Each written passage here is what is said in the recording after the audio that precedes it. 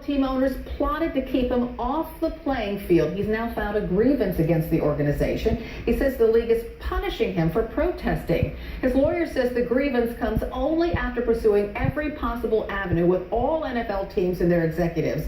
An NFL Players Association says they were blindsided by the filing, learning about it through media reports, but says in a statement, quote, "Our union has a duty to assist Mr. Kaepernick, as do all players, and we will support him." It's been more than a year since Kaepernick took a knee during the national anthem to protest the treatment of Black Americans. That protest continues to resonate across the country, dividing Americans on the issue, sparking both backlash and support. Fans staged a silent protest outside of M&T Bank Stadium before the start of the Baltimore Ravens game last night, taking a knee and raising a fist in support of Kaepernick. So let's talk more about this with Sports Illustrated legal analyst Michael McCann and HLN sports anchor Coy Wire. Welcome to both of you. Michael, I'll start with you. Coy will pop up here in a second, I'm sure. But Michael, what would it take to prove collusion? Carol, he would have to show actual evidence of teams conspiring against him. It can't be a mere theory, it can't be a belief, it can't be supposition, it can't be inference. There has to be evidence. Maybe it's an email, maybe it's a text, maybe it's a witness statement, maybe it's a written memorandum, something. If there's something where teams are talking about him in a way that they plot to deprive him of a right to sign with an NFL team. So the key there is that it can't just be a theory, there has to be meat to the argument. So I'm going to bring in Coy Wire. Now you played in the National Football League, so is it possible the NFL owners got together, at least on a phone call, and said, hey, we can't hire this Kaepernick guy because he's bringing us trouble? Trouble here. I could hear Michael, I could not hear Carol, but Carol, I'm going to jump into this conversation here because I think the big question here is Colin Kaepernick good enough to be playing in the NFL? And I think looking back as my playing career, there seems to be a sliding scale that general managers and head coaches work off of when it comes to distractive or potentially distractive players in the league. Is your ability to help the team win outweigh your ability to be a distraction to the team? And if the answer is no, it is not, well, then you're not going to be signed. And this is not the case with just controversial type of players. Even Tim Tebow was once called a radioactive. He was called by a general manager because of the media circus that he brought to NFL teams. He took his team to the playoffs at one point. He was a Heisman Trophy winner, but he is no longer in the NFL. You also look at situations, you look at controversial situations. Ray Rice, former Pro Bowl player, Super Bowl champion, he viciously punched a woman. It was caught on video, and that woman was knocked unconscious. He was at the end of his career. He was no longer as fast as he was or putting up the output on the field as he once did. And then you look, he never got a job after that again. But then you look at Joe Mixon just this past year, drafted in the second round. He viciously punched a woman. It was caught on video, but he was young and he could really run. So there's a double standard for star players that we see in the NFL all the time. The question is Colin Kaepernick good enough to help a team win and outweigh that? Does that outweigh his ability to be a distraction? So,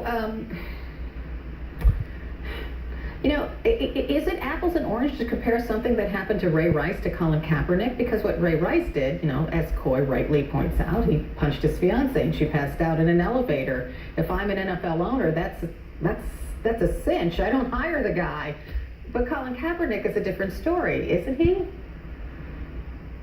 Is this question to me? If the question's to me, sure. So Colin Kaepernick's situation is obviously, and I think Corey would acknowledge this, it's altogether different from Ray Rice and other players, given that Rice committed a crime. Kaepernick is merely protesting in a way that he believes he's using his First Amendment right. Now, whether he has a contractual right to do that is an altogether different issue, and there's some arguments both ways there. But the issue for each team is going to come down to, does it believe that Colin Kaepernick is the best player to sign if they have a quarterback need?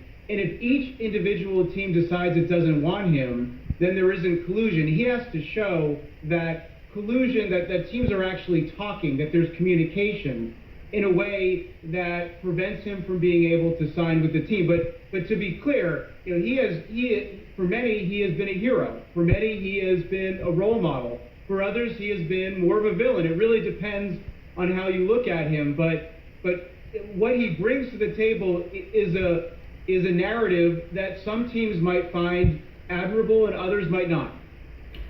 So Michael, why now? Why is Kaepernick doing this now? This has been going on for a long time.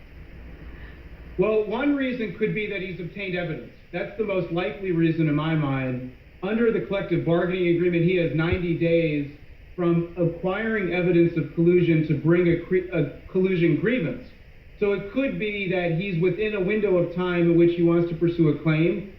I think that's one possibility. Another is that perhaps he has tried to sign with different NFL teams and none of them have materialized, and perhaps he's come to the conclusion that he's not going to be able to sign with the team, which makes bringing a grievance maybe more acceptable from the standpoint of, if he's not going to sign with the team anyway, this is a way of really pursuing a grievance that he believes in. So, quick final question to you. So, let's say Colin Kaepernick wins, right? And somebody hires him. How can he possibly psychologically play? Can you imagine the fan reaction?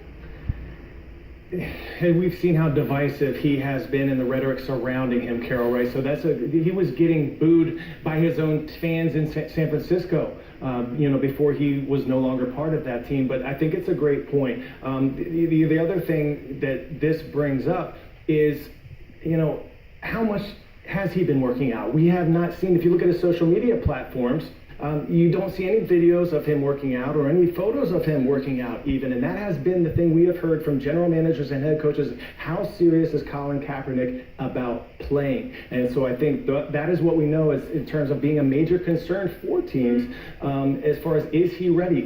He's 6 years in the NFL. Is he healthy? Is he, in shape? Those are all sorts of questions that we can't really know because we haven't seen from him or heard from him work in regards to his working out and being prepared to play in the NFL.